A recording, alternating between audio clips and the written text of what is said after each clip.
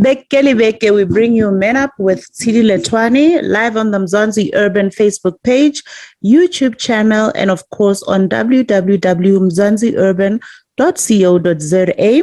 It is Men Crush Monday, so we bring you a favorite men crush.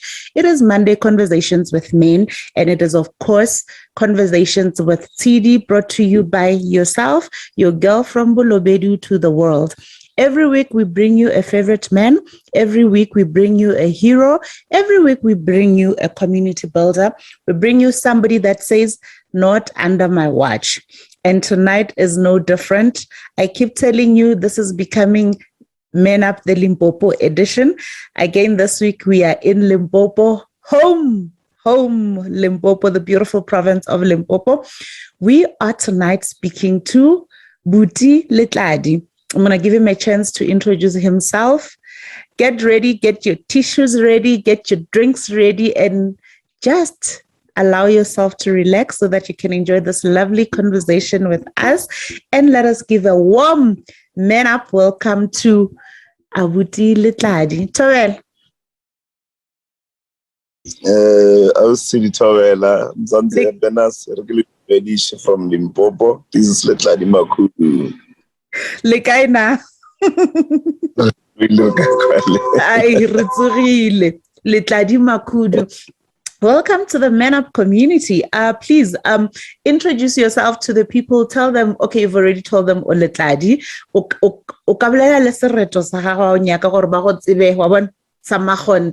So yeah, introduce yourself to us. Tell us where you're from, what do you do, and any interesting things that you want to share with the Men Up community so that Okay, Mzansi Benas, my name is Letladi Makudu. Originally from Nebo in Sekhukhune, Limpopo. Based in Johannesburg. I'm a businessman who's running businesses in Mpumalanga. I'm a staunch supporter of corporate social investments. I like giving to the community, to the needy. I believe in what Henry Ford said one day, that a business that makes nothing but money, it's a poor business. And again, we all know that the hand that giveth is the one that receiveth. So God blesses us with the blessings not intended for us, but for the people that are behind us. That's why I really bless Jacob, change your name to Israel so that I can bless you even more. So that's the motto I live with. That's me, Letladi Makudu, Mukwena, Moroka, Wamitsapula. You are ready to come Mogolokwane, Yellowstone, ready go baragadi wa tsona. Ke re ria. You cut it short. No, device Yes, I will give you a chance at the end of the conversation to do that. Okay. So welcome to this conversation. I know it's going to be a very fruitful 60 minutes and we're going to learn a lot. As we get right into it, I'm getting emotional just with the thought of introducing it. But yeah, we're hoping that our viewers here that will be joining us here on Facebook and those that will be catching up on the podcast will really enjoy it and learn from it. And we can't wait to interact with them. So tonight's topic is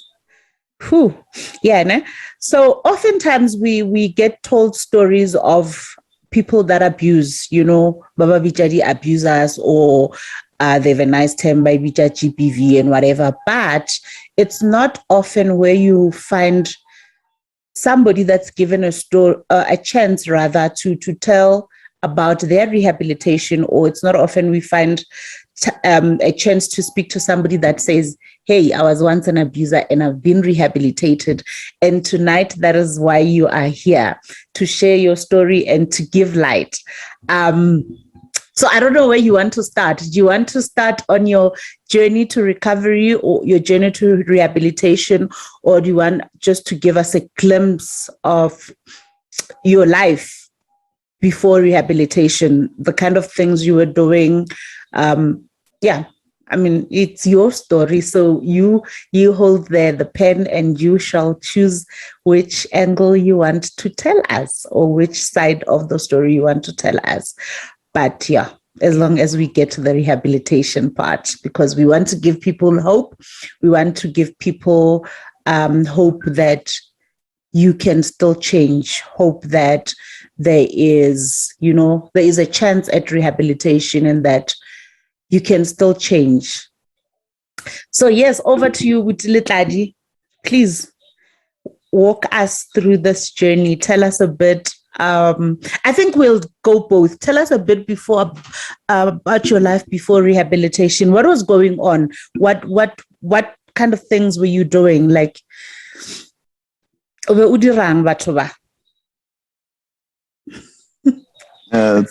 Tshidi. This is an unusual story to tell, especially with the fact that we grow up. Men don't cry. Those words, they're actually killing us, because at the end of the day, we're failing to shed those tears and take out the emotions, and we end up bitter and angry. And whoever comes our way, they end up bearing the burden that we come with. So in my journey, mostly we know GBV. It's basically when an intimate relationship is involved. So my abuse, it was emotional, it was physical, especially with the ladies that I dated, and the fact that you grow up being told that you are a man. Everything that you do, you cannot listen to a woman. A woman must not tell you your word is final. Once you said, Tshidi, are we more? Tshidi, she's not going there. It doesn't matter whether it's a family gathering or what, but for one to prove the manhood, and that's how I also felt. That's how I exercised my manhood. Felt, or you know what, you are with me, I own you, there's nothing you can do. You will do what I say you do. The insecurities, the jealousy, it became so much that it converted to a physical abuse, which is something that is I dread even to this day.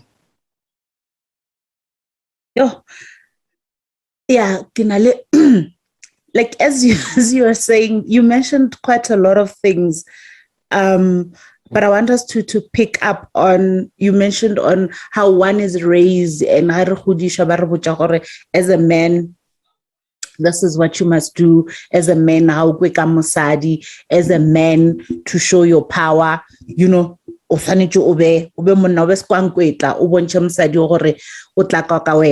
but you also touched on how insecurities also play a role in one being abusive. Please tell us a bit about that. What is it about you being insecurities or king about insecurities decide matter? Is it because and then you feel maybe or what is it that causes one to end up being physical towards their partner because of their insecurities? Insecurities is a lot of things outside. Firstly, the saying, marrying a beautiful woman, you are like a farmer who plant maize on near the road, near the main road. So we often feel, okay, abuse starts when I feel she's beautiful. If I see her dressed nicely and wanting to go out, I start feeling, no, she's going to see other men. Other men are going to be touchy with her.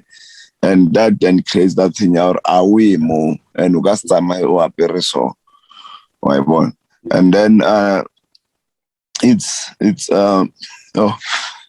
I don't even know how to put it. Sometimes again, the way I do them, I feel, or if I don't answer my phone when I'm out there doing whatever, And when I call out Tshidi, she's not picking up her phone because she's doing exactly what I've been doing when I don't answer the phone. Then if I call and I can't get hold of her, the insecurities kicks in, and that's when the physical and the emotional abuse starts.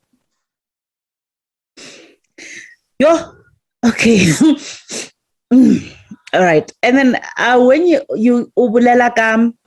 because previous, so would you say also our previous experience, or maybe because somebody once said, because they were once cheated on and gabona similar signs in the current relationship, they would immediately assume this one is also cheating because they babona pattern.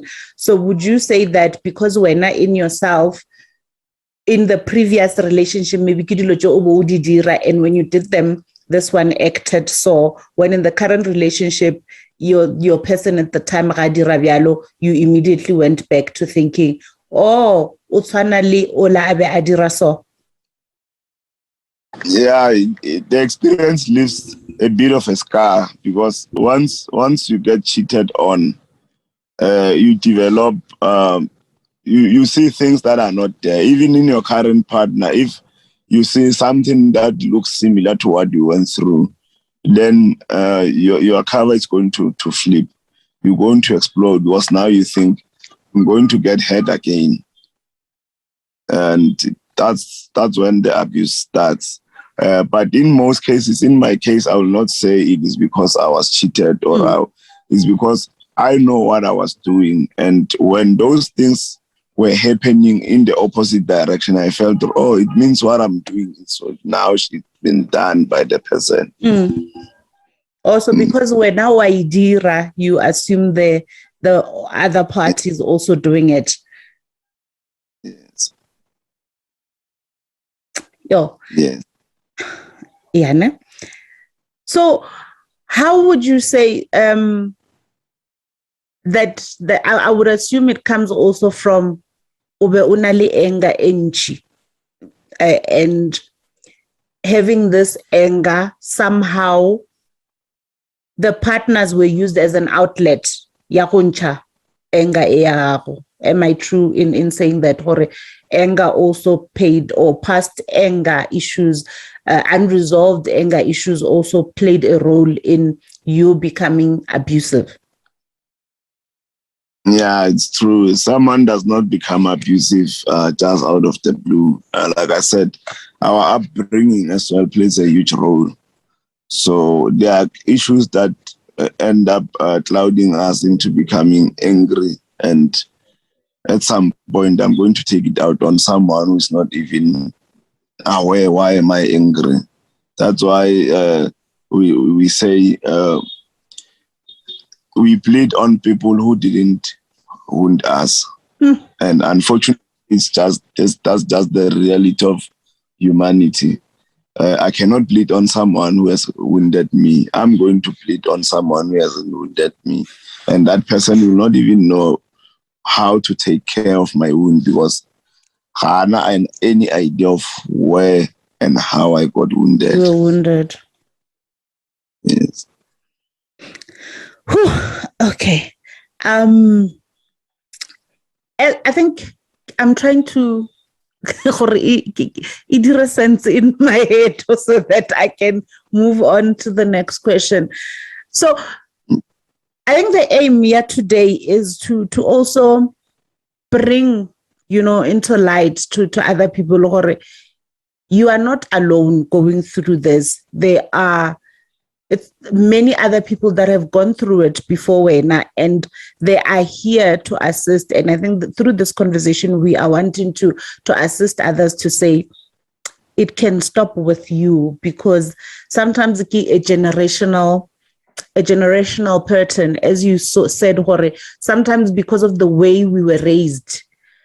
In some instances, people would say, Papa abeta ma, or my grandfather abeta my grandmother, then my father abeta ma. And so that's the only thing I knew. Bring a point across, I need to beat up my partner or bangwe, and it becomes a vicious cycle that needs to someday be stopped. And through this conversation, I'm hoping we can bring some light in Yana and Rikisha Tusho.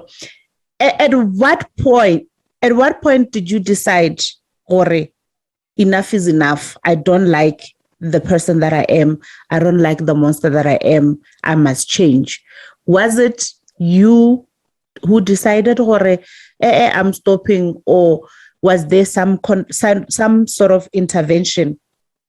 Maybe somebody pushed you to say, you can't continue living like this. No, it was me who decided that, you know what, this is enough. If I don't stop now, I will end up with blood on my hands. On the day that it happened, the partner that I had then, we used to be physical more often. On the day when I decided, you know what, let me live this life and start all over again. I was sleeping. She came to bed with a knife. When I woke up, she was coming to the bed with a knife. And then there was a mirror next to my bed. I took the mirror and hit her. So she was badly injured and she ran out. And I handed myself over to the police and explained what happened. And there, I told them as well that this person I've been wanting to leave, or rather have her leave. I found her a room, but she doesn't want to leave. And then the police assisted me in taking her things to that particular room. And then I started afresh from there. I started my journey to recovery. And then I bought a book by Joyce Meyer, Do Yourself a Favor, Please Forgive. And then I started from that book.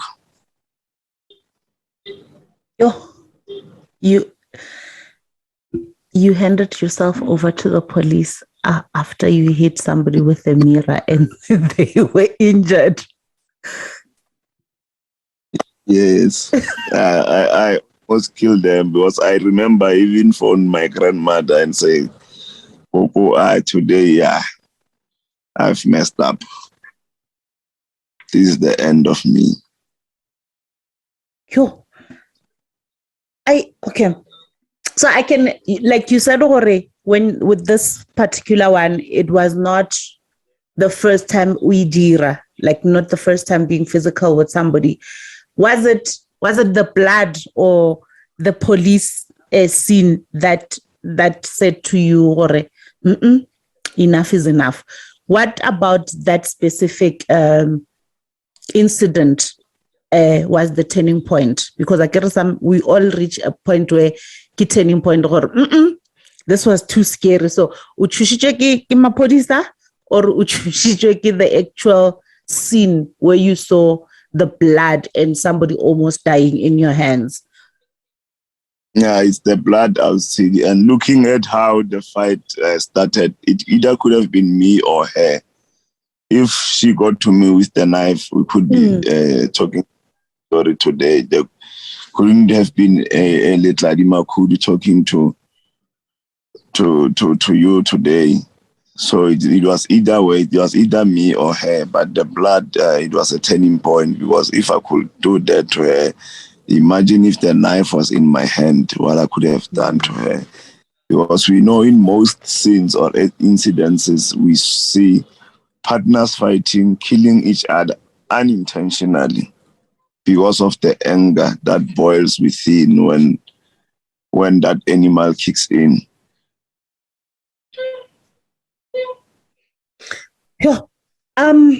So now we finally into the journey to recovery. We are meeting the new Mr. Makudu.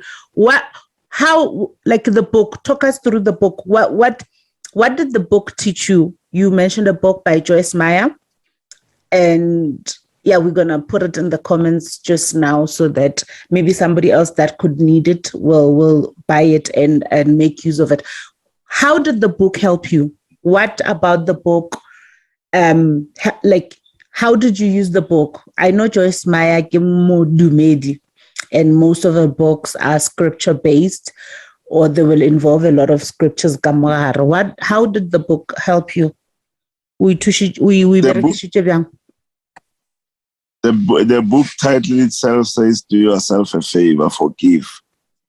The biggest challenge with angry society or angry men is that it's not easy to forgive. And that's why most of us will say, if you cheat on me, I don't know what I will do to you, or I will chase you away. So Joyce Meyer, in the book, she grew up, she was raped, and then the husband was very, very supportive. So you can imagine what Joyce Meyer was. Joyce Meyer was bleeding on her husband, but the husband was able to handle the situation no matter what. He stood by her to a point where she also repented and changed to a better person. Hence, she's penned it down the book so that some of us who are going through ordeals can be able to take that first step of forgiving. Once you forgive, then you are on your way to recovery. I remember there's a chapter where I read, she said at first when she started learning how to not argue or to respond to someone who's arguing or who's shouting at her, she will count up to 100, but silently. So by so doing, it will not give you a chance to say things that you will regret later on. So when you count 1 to 100, at some point you don't even hear what the person is saying to you, because your mind is now focused on your counting. Yeah. Okay. So, this book, it sounds like a powerful book. I'm actually gonna check it out now and see if I can get it. So, the forgiving part, Morwena, was it forgiving Tladi for what Tladi has done in order for Tladi to move on? Because I know harboring a lot of unforgiveness, Leona, also tends to play a role in us being bitter and angry and whatever. So was it a journey of self-forgiving, a journey of forgiving self, or was it also, did it involve forgiving other people, or was it just forgiving yourself for the things that you had done? Everything has to start with me, because I can't give what I don't have. So I started by forgiving myself for the things that I've done to other people and dealing with the anger. Then from there, I forgave any person that has actually wronged me. Understanding that that's if we don't acknowledge and accept the principle that says everything that happens to you, it happens to you because it has to happen. It is your season for that to happen to you, instead of questioning it. Then that's when it becomes difficult to say, I forgive Tshidi because she did 1, 2, 3. And there's a verse as well, Ephesians 4:26. It says, "Be angry but do not sin. Do not let the sun go down with a wrath." So from the book of Joyce Meyer, when I read and understood her forgiving part, I understood that, if you can be angry for more than 5 minutes, then that's when the resentment and hatred starts. And now you start harboring anger with you, or going around carrying heavy weights with you for things that you could have easily walked away from them. And then also the Bible says, when you become angry, that particular time that you spend being angry, you're taking away your intimate relationship with God. You're moving away from God. God is not moving away from you, but you're moving away from God. So you stop being a son. It's like, well, what? I go high. You stop being a son. How you getting Yes. a Bible lesson? So yes, there's no other way. Forgiving, it goes. Bible, it's got principles of life, but it just depend on how we look at it and how we read it. Most of the things there you can take and use them in life, even if you are not born again.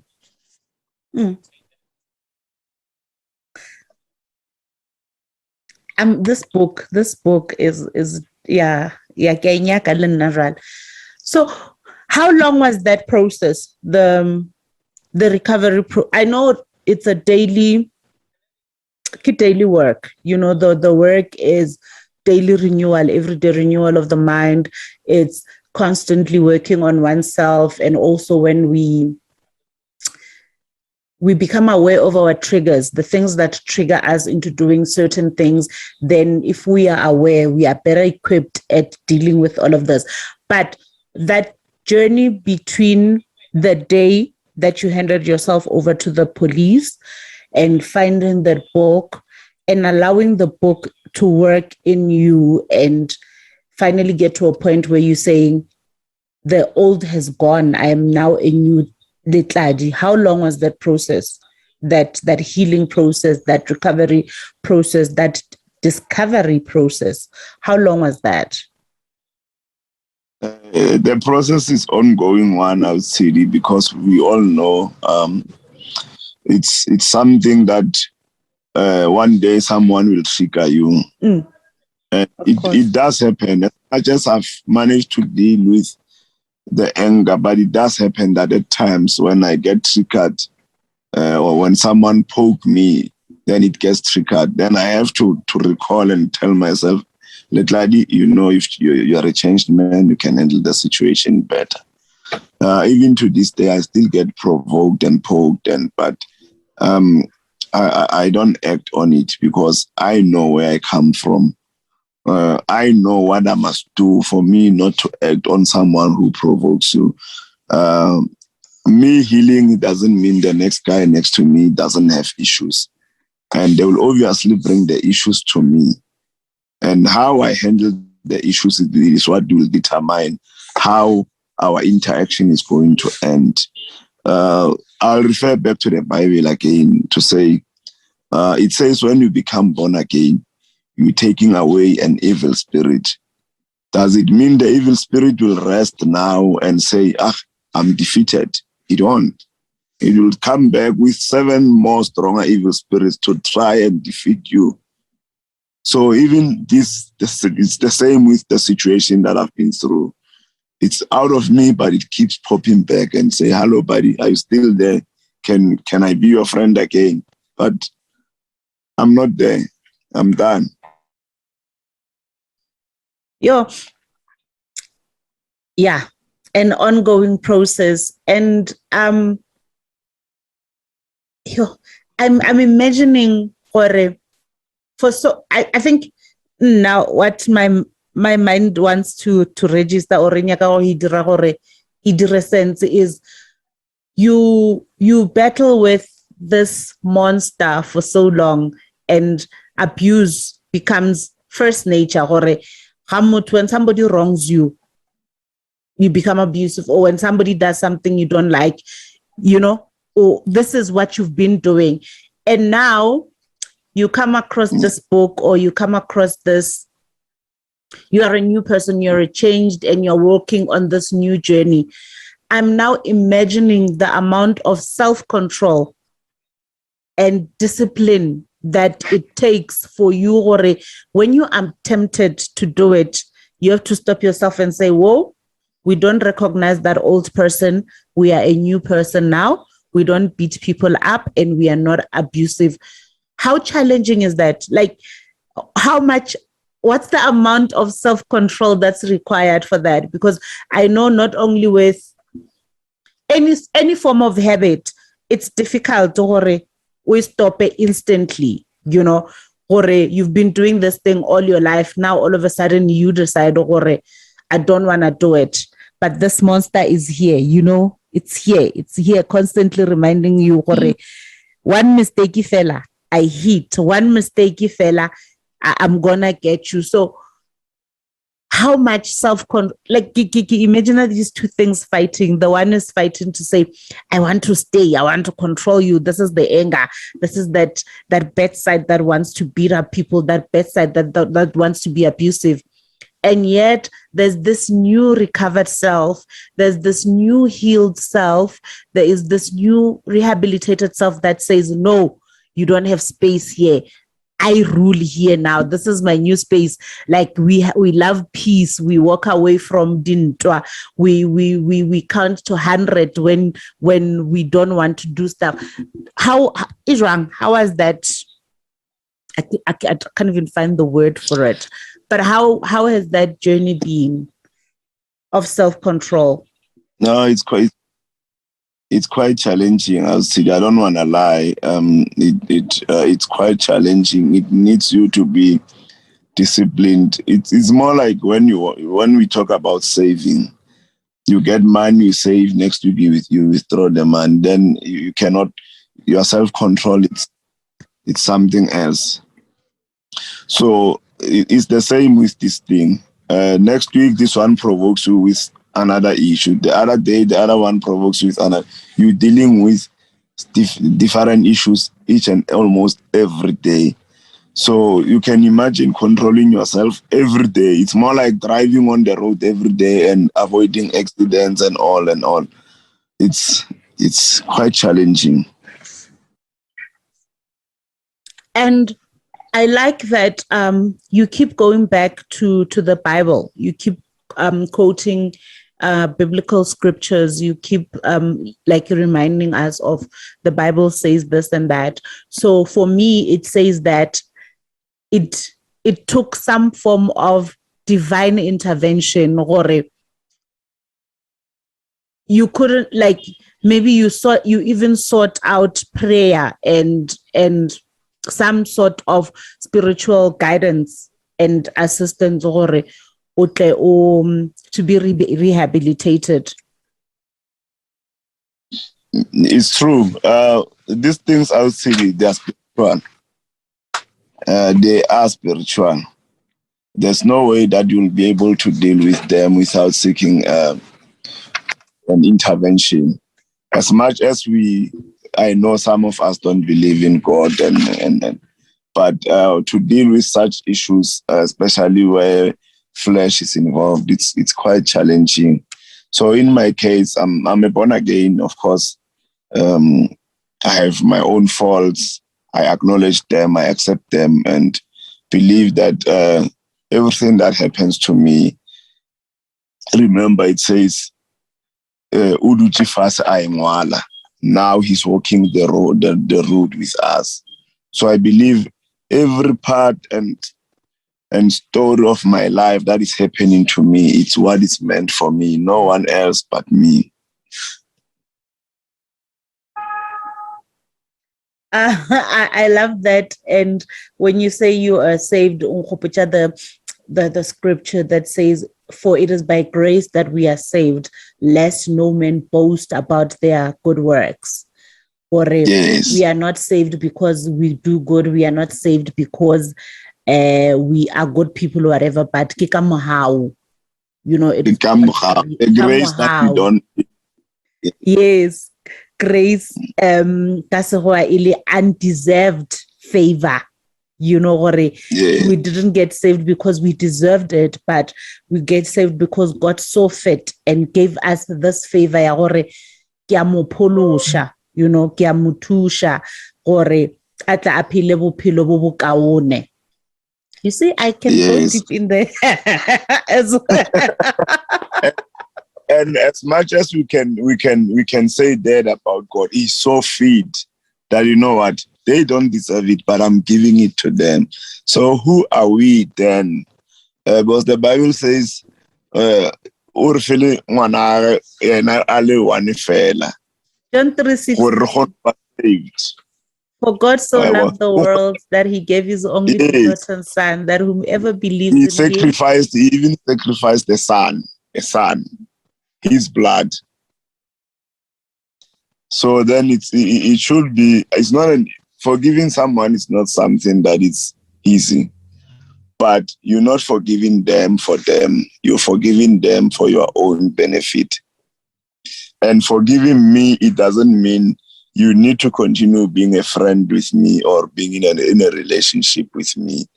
I can forgive you and terminate the relationship. There's nothing wrong.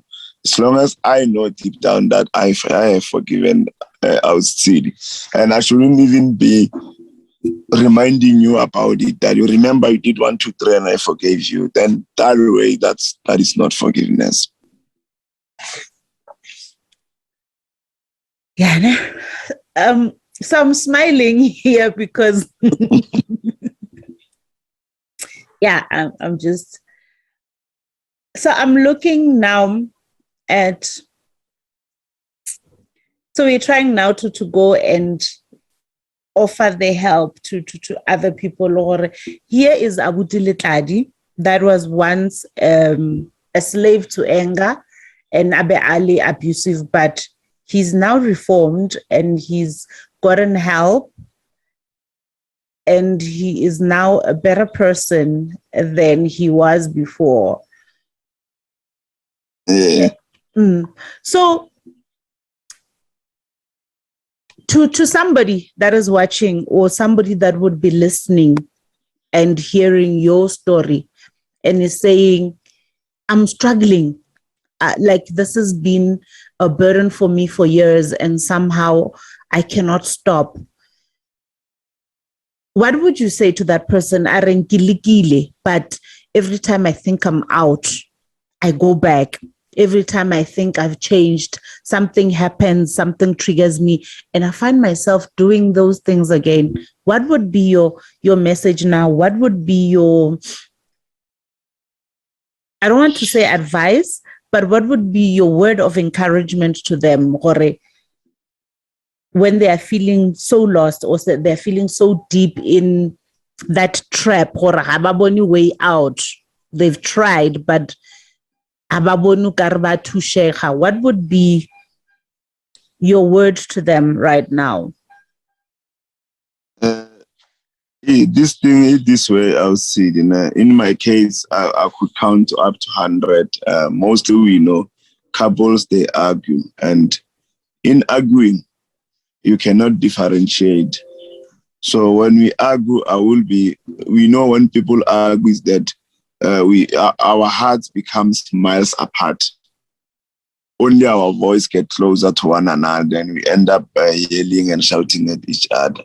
We do that because I'm trying to prove to our city that my statement is right. Our city is trying to prove to me that literally my statement is right.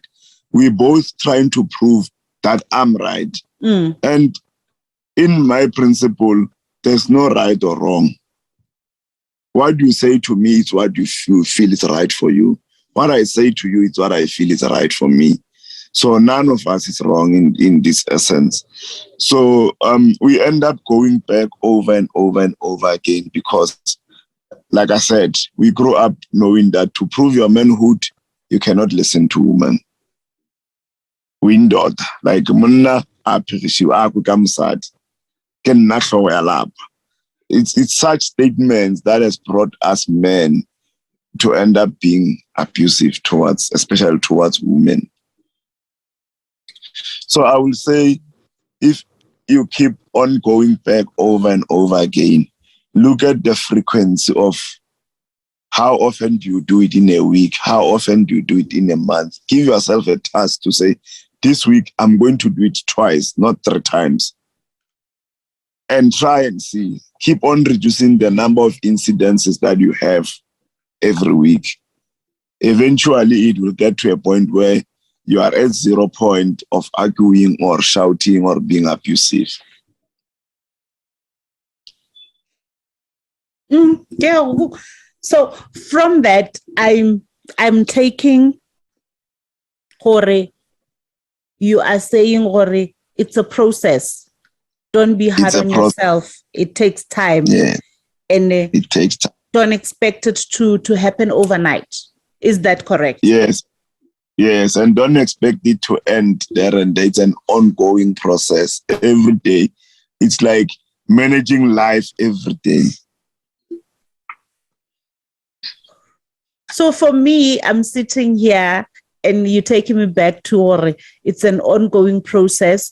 And so is the process of forgiving, because you don't forgive once, you keep forgiving, because they won't just only wrong you once.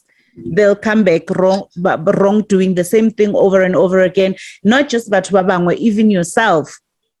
And I think since we shit to the book, the Bible also says forgive 77 times 7 a day. So that shows you the amount of wrongs people are going to do to you, or the many times people are going to wrong you. So in as much as that is a process, also be kind to yourself and tell yourself, yes, you have decided, you want to change, but the change is also ongoing. The change is something that happens on a daily, on an hourly, on a weekly, monthly, and yearly basis. Just because, we do every day, now tell yourself, maybe instead of every day, it'll hati mo bekeng, and then we move to hati mo kgweding, then we move to once in a year, and then eventually to never. But if you had maybe but you find yourself falling and doing it, forgive yourself. Forgive yourself. The book itself says, do yourself a favor. Yourself, no one else. Do yourself a favor. Forgive. I'll give you a typical example. If I give you my car now, I'm going to shout at you, and I will not forgive you because I canceled my insurance. But if I take my car, yet canceled insurance, I'll forgive myself. I will not shout at myself. So you need to do yourself first. Forgive yourself. Then you can do to others what you do unto yourself. Yes. Here. Yeah, life you are and oh my God, this book and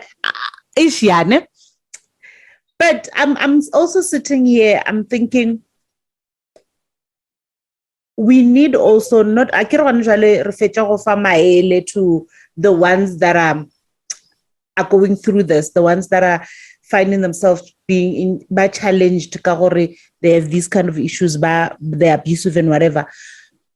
I want now us to talk to the family leaders, right? The fathers, the men in the homes, our fathers, our brothers, our grandfathers, and the Lord, because you earlier you spoke about the environment where we are raised, it also plays a role in the kind of people that we become. If you could give a word or piece of advice to the home leaders, or the people that are heading the families, or how do we then become the generation that raises the boys and the men, the boys differently so that they become better men in society? How then do we coach, or how then do we mentor? How do we even change the way in which we talk? How do we even change the way that we raise them, or become better members in society, so that we avoid such things? Or because because how do we change that narrative so that the boys, the sons that we are raising, they become better men in society and they become better equipped? How do we change? How do we change that narrative? That one, I would say, it's quite complicated and difficult because the society is imbalanced in a manner that this family's got the father, the mother, and the kids. Someone's family's got only their mother, who ended bad with the father of the kids. Then you can imagine what will be the conversation in that family. Other relationships end bad in a way that I will even block out Tshidi from all my social networks, and I'll even make sure that the kids don't even get access to you, or you don't get access to the kids. Already by so doing, what you're instilling in the child mind is that men are bastards, are nonsense. You are saying to me, men are your trash. father is #men are trash. Right. exactly, even the social media where we come and say men are trash, we comprehend issues different. If you say to me men are trash, I will say, I'm not condoning it. I will say, when you listen to most serial rapist stories, they will tell you that this was done to me by a woman. I've got a guy friend who went to jail for 5 years for something he didn't do. He resent women. I'm helping him. He's in the process of healing, but he hates them. So it will not be an easy task to say, as the new generation, this is what we need to do for us to be able. The first step you need to take, forgive yourself. If there's anything that is harboring your thoughts, forgive yourself, heal, then you will be able to forgive other people. Surprisingly, yesterday, when I was driving, I passed by another family and I saw a kid was throwing a stone to his father. And the father chased the kid and the mother was assisting the kid. They were beating the father. Then I stopped and separated them and started talking to the child and making her understand that, but you can tell that she's angry, she's got anger. And mind you, there's a boy child there who tried to stop the whole thing. So it's fighting with the mother and the kid, and the mother is condoning it. That boy is going to grow up looking either at the father or the ladies at a different angle. That's why I'm saying our society is broken. But first step that we need to do, either as men or as women, is that forgive yourself because you cannot give what you don't have. Forgive yourself because you cannot give what you do not have. Forgive yourself because you cannot give what you do not have. Yes, you cannot give forgiveness when you don't have. So you can't forgive somebody else when you have not forgiven yourself. It starts with self. You can't. Hey, Udipi man. Udipi. It starts with self, I would say. It starts with self. You cannot even run away from it.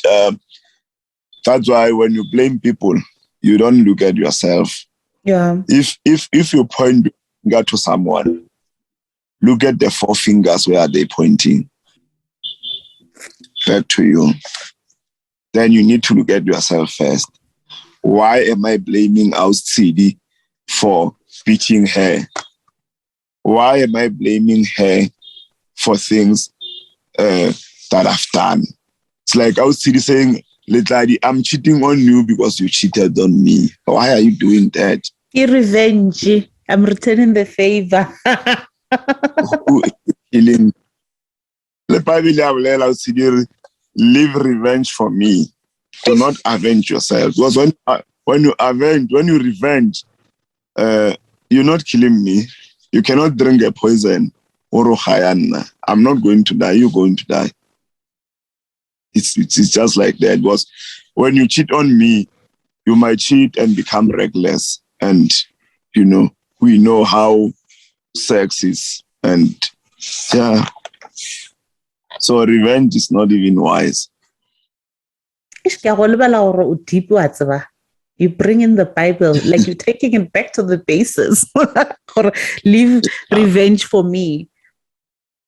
Yes.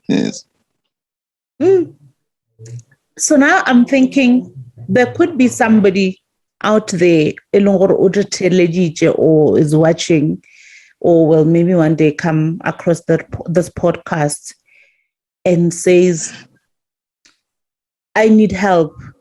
I'm struggling with this. I need help. Do you have people maybe seeing that you've recovered from this, or seeing that ufitile on this journey and you're doing better? I need you to hold my hand. I need you to walk with me on this journey. Do you do such? Or Tusha? Yeah, I'm available. So I'm not a professional, whatever, but I'm available for anyone who comes and say, listen, I'm struggling with this, I'm battling with this. How do I navigate through this? Like I said earlier on, that I'm a person who believes in giving because God blesses you, not for you. To He be a blesses blessing to others. you to be a blessing to others. Like Piper mates, if we sheta mablom, I thabishe gore e tshwara metsi. It thabishe gore metsi a feta mo nna to go to the flowers. That's what God wants from us. He blesses me so that I can help the people behind me.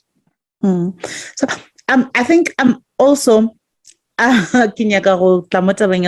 not a professional. Somebody in this week said to me, sometimes we go through what we go through, not for us, but for the benefit of others. Somebody said to me, I personally went through the things that I went through in life so that I can be a catalyst to others' healing, so that through my story, I can help other people heal. So that's why sometimes you don't even need to be a professional or with whatever problems that they have. Sometimes all people need to hear is a story that will give them hope. Sometimes it takes Lethwane coming on Men Up saying, here I am, I went through this, and this is the new me. I'm rehabilitated and I'm living a better life. That's all it takes for somebody to be rehabilitated or somebody a create to show, because sometimes they help you. That textbook, they help you because that's what they read. Ha motho a tla ka problem so o ka mo thusha so. But when it's from experience, somebody saying, I went through it and here I am, it holds more power than just, Yeah, it's not theory. It's something that is practical, that the person went through.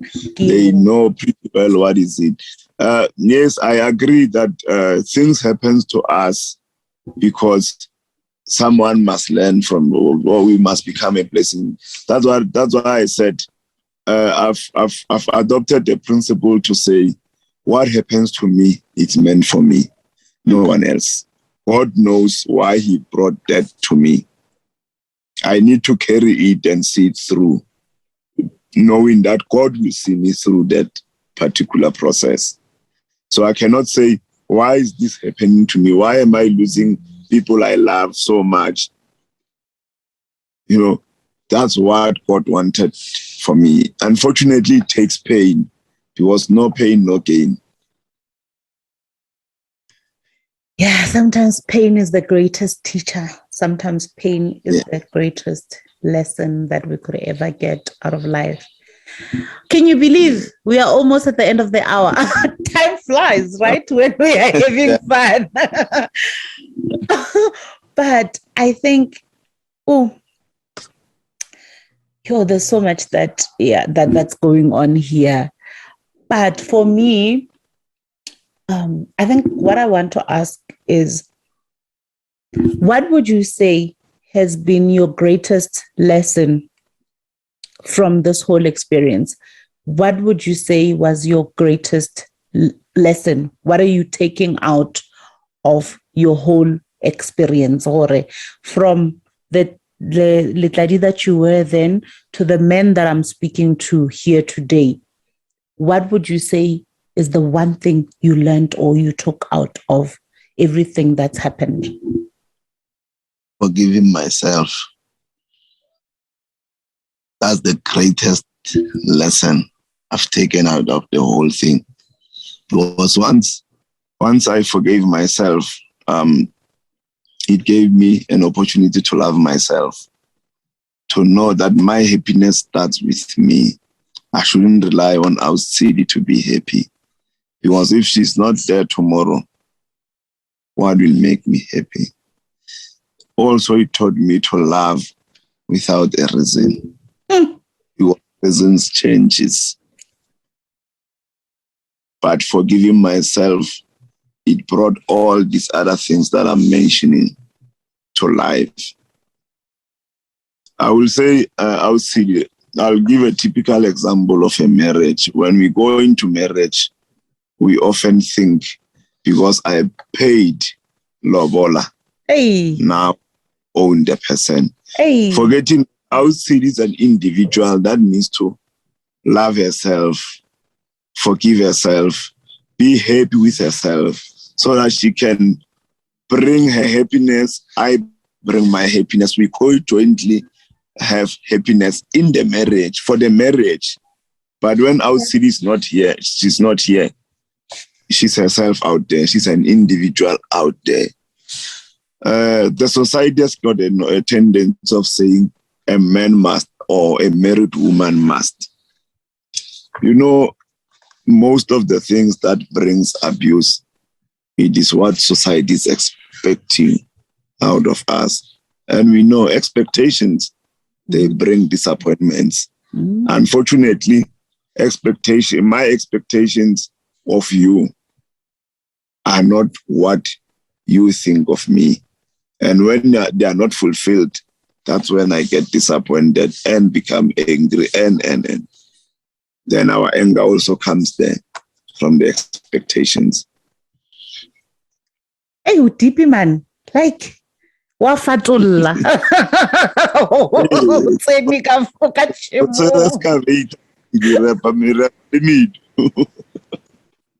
You in the roots deep down.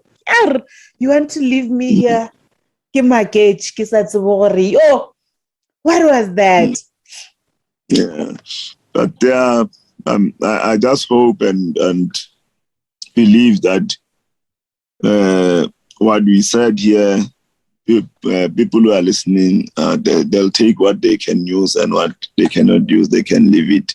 But I also pray for a safer and happy society, because the stories we see about GBV, they are scary. The story we read last week of a lady who was chopped and put in a bag. It's scary. The whole human being chopped like a Nando's chicken. It's quite scary.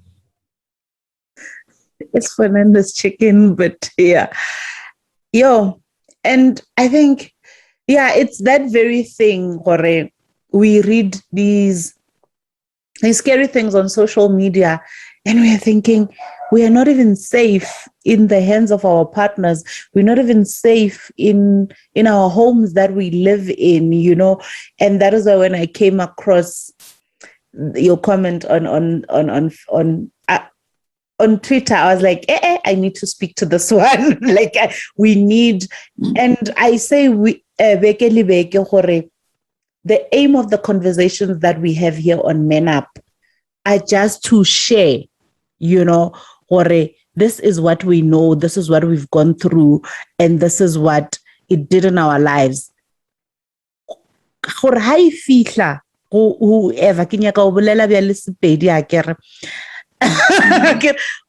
when it lands on the listener or the viewer or whoever, they take whatever it is that they take from your story. They take whatever it is from your story. They learn whatever, and whatever is not for them, by lazy. Take whatever that you can from the story and walk with it. Take whatever that works for you, and the rest, it just means it was not for you. Because just because it worked for Lethwane does not mean it somebody else, And that's the aim of all these conversations that we have. Even if it's just one person that it helps, it would have been one less person.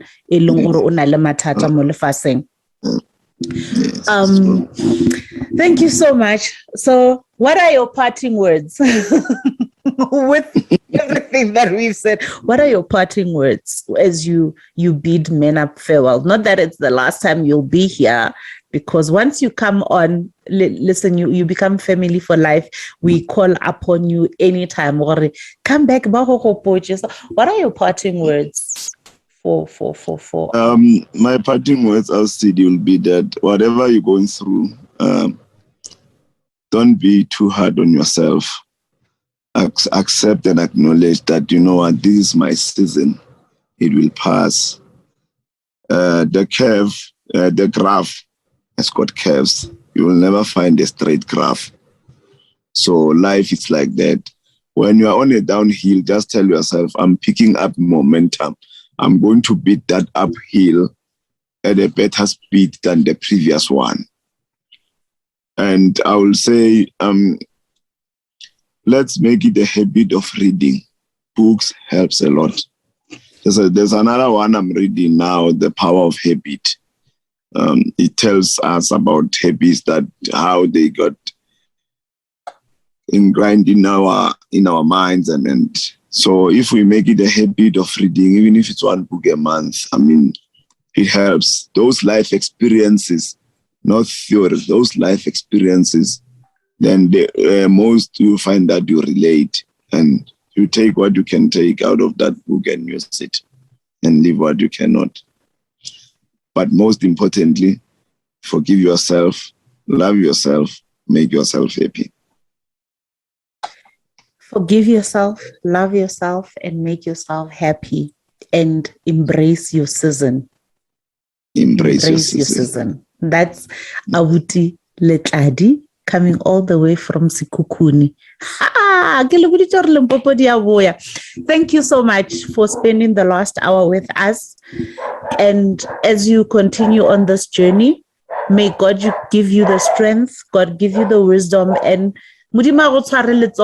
continue working this journey with you, so that you become the best version of yourself, so that you become the person that you aspire to become. And may you continue telling your story, so that others may heal from it, and so that others may learn from it. Thank you so much for coming through, and we shall see you again some other time. It might be sooner than you think. Thank you. I'll see you. Thank you. All right. Thank you. We'll talk. All right. Thanks, Abuti, and bye. See you again next week.